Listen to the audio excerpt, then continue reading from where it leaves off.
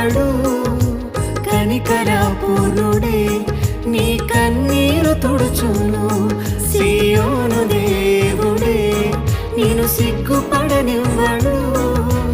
కనికరపూర్ణుడే నీ కన్నీరు తుడుచును.